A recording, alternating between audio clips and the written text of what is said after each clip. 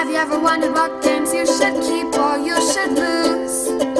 Find out here at Purge Reviews. Caper is a board game about guessing what your opponents are going to do, and you're going to be doing this card drafting to put these cards down. Now, when I did my written review, I expected a lot more feedback and negativity towards me because I kind of figured this was a beloved game, or it appears to be a very beloved game, and it was kind of quiet. I don't think anybody really disagreed with me on the whole. So here I sit making the video review thinking to myself, well, that kind of confirmed what I thought about the game. One, it's a beautiful game. This is a wonderful game. And my son and I bought this as a gift for my wife when we were out of town at Tantrum Con. And I brought it home kind of excited to play with her. And it really fell flat. Not just fell flat. It was a game that we actively despised. And I think it was because of the number of icons. Oh my gosh, this game is Icon City. You think Race for the Galaxy is bad? And it is. This game is like right below that for what should have been a simple little heist game. Now, I get it. They were trying to make it where every country could just have one printing, and they wanted it to be like that. And I think it hurts this game. I think I would have liked a little bit more text on the cards and the icons. So we were constantly confused about the icons and what they were doing.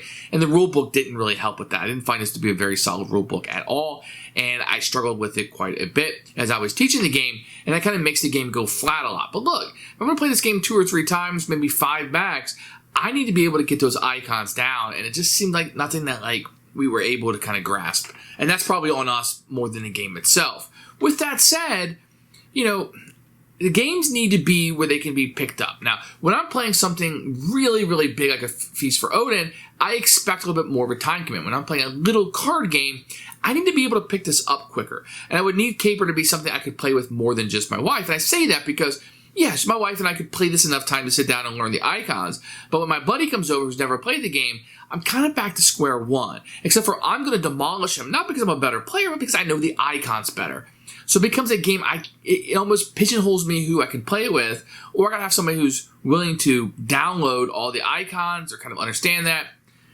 And maybe I'm in the minority of that, but that was my experience with the game. So it's more like it's not necessarily a bad game, although it's a tug-of-war back and forth with this card drafting.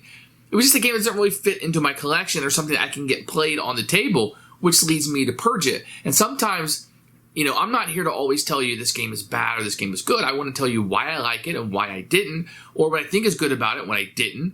But sometimes I want to end with why it didn't fit into my collection, because quite frankly, it's too much of an investment to play this for what it is, kind of a light card game, and I can't teach it. I'm always going to have that advantage of knowing the icons, which, let's be frank, I don't know all the icons, because it's a beast to learn, and I don't play one game over and over and over that much. So I'm constantly learning these icons and this language in the game, and it really detracts from it. Otherwise, what you're doing is very good. You're drafting the cards. That's really fun. We've seen that in a lot of games.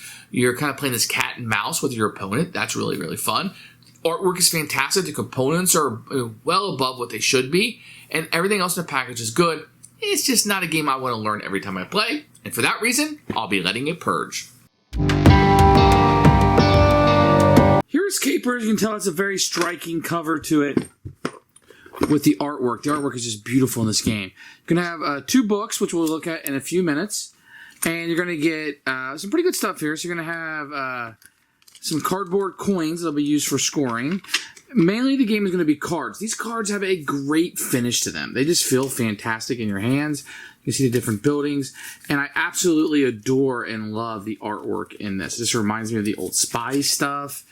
You can see the people in it. They just have this really cool kind of look to it. I think they're all parodies.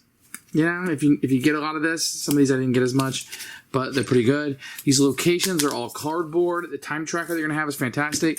I did get the gold medal upgrades here. These are fantastic. These are an upgrade in the Kickstarter. Everything in here is very, very good. I didn't have any complaints with it whatsoever. The components are really probably the best thing about the game, if you ask me. Here are the rule books. Okay, so let's talk about this. I had a tough time understanding this game. A little bit of a picture of the components, a little bit. It just, I don't know if it was just me. This game is very popular. I'm definitely in the minority here. I just had a tough time with this rule book. I just had a really tough time with it. I'm going to give you a general overview of it in a few minutes, but it just wasn't. In a 3 and 4 player variant, I would probably just skip that. Here's where the game is going to struggle. Icons. This is Icon City. They released an entire book of just all of the icons in it. I really struggled with this. When we try to do our plays, it just wasn't easy. I'll be very honest. I think they knew that going in, which is why this book exists. But this is a problem. If you have this many icons, that's a problem. You might need to use words because this was just incredibly difficult for us to grasp. And it kind of stunk because every time we played, we're not the type of people that play the same game over and over again, so we had to relearn this every time. It was just a very difficult experience. So the way it's going to work is you're going to have these locations that are going to be out, and you're going to choose different locations based on what city you have. So there's going to be different things that you can do. You're going to have a hand of cards, and you're going to take a card out of your hand, and you're going to place it over here, activating the icons. It might give you points, cards, allow you to flip cards, etc. Then you give the rest of your hand to the other player, and they'll hand their cards over to you. So now, at this point, you know every card in the game. Then you can be able to play another card, whatever side that you want, whatever you want to do. At the same time, they're playing cards to their side, etc. And at the end, whoever has the most icons of the thieves will win that location. You score up the amount of points, and you'll be the winner. Now, that's a very generic overview, and the reason why is most of these cards are going to do something different. And you can see here on the gentleman, like you have these 3 cards here, you're going to have the point total at the bottom.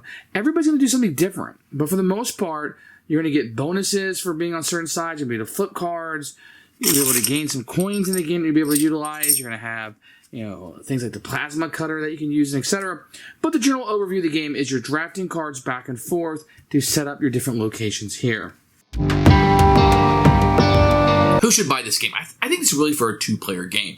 And I really think this is for people who want to play one game over and over and over again, and they kind of like the style and aspect of this game, the artwork, etc. And you're going to be okay jumping in your first couple plays, not really getting all the icons down, but you're willing to learn the language of the game and the beat of the game and kind of build up from there. If you're willing to put the time in, I think you're going to enjoy this game much. If you're somebody who plays a game occasionally or looking for like a light filler, this is definitely not going to be it. For me, it's going to be a Purge.